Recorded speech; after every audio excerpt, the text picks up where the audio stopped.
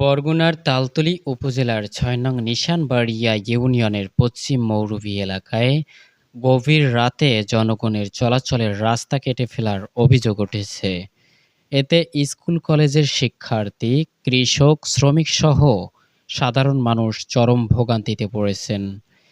এ ঘটনার প্রতিবাদে এবং দ্রুত রাস্তা পুনর্নির্মাণের দাবিতে এলাকাবাসী মানববন্ধন কর্মসূচি পালন করেছেন। দ্রুত প্রশাসনের হস্তক্ষেপ ও জনগণের চলাচলের রাস্তা পুনরুদ্ধারের জোর দাবি জানিয়েছেন স্থানীয়রা। প্রায় ১ সপ্তাহ আগে একবার তো রাস্তা কেটে ফেলছে। কিছু বাকি ছিল। তা কালকে রাত ২টোর সময় বাদবাকি সব কেটে এক্কেবারে সমান করে ফেলছে। এখন এই রাস্তা যদি না থাকে আমরা সবাই ভোগান্তিতে আছি এই রাস্তার জন্য। আমাদের বাচ্চা-কাচ্চারা লেখাপড়া করতে যেতে পারছে না। তাও আমাদের জরুরি ভিত্তিতে আমাদের রাস্তাটা খুবই প্রয়োজন। নির্মাণ করে যেন দ্রুত সবার রেডি আবদার যেন দ্রুত আমাদের রাস্তাটা ঠিক করে দেয়। ময়মুরব্বী গ্রামে আছে, যারা যারা অসুস্থ হয়েছে ডাক্তার দেখাতে নিতে হবে। তাহলে রাস্তা যদি পানি থাকে, রাস্তা না থাকে, তাহলে কেমনে কি এরকমের যায় মানুষ? আমরা চাই রাস্তাটা দ্রুত আর কি আবার ঠিক করে দেওয়া হোক, মেরামত করে দেওয়া হোক। আমাকে রাস্তা প্রয়োজন, রাস্তা দরকার আমাকে। এই রাস্তাটা রাতের অন্ধকারে বাবুলগঞ্জ এবং তার সহযোগী আরও কিছু লোকজন তারা রাতের অন্ধকারে কেটে ফেলে। প্রথমে একবার কাটছে, আমরা অভিযোগ করার পরে আবার কিছু বাকি ছিল, সেই বাকি অংশটা গত রাতে তারা কেটে ফেলেছে।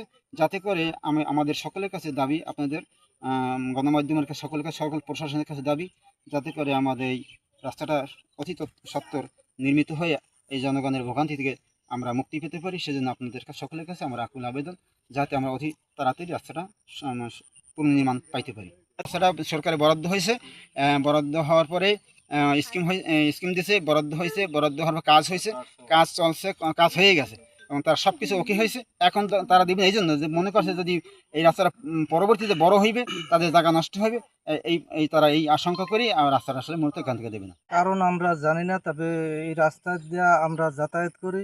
হঠাৎ করে যেমন এত দীর্ঘদিন পর্যন্ত এই রাস্তা দিয়েই আমরা চলাফেরা করি। হঠাৎ করে রাস্তাটা একবার চট্টি ফেলাইছে এর কিছুদিন আগে। এরপর আবার টিউনো স্যারের তারে আমরা অভিযোগ দিছি। অভিযোগ দেওয়ার পরে আবার 2 দিন পর আবার গভীর রাত্রে তারা আবার বাকি যেটা ছিল সেটাও চট্টি ফেলাইছে।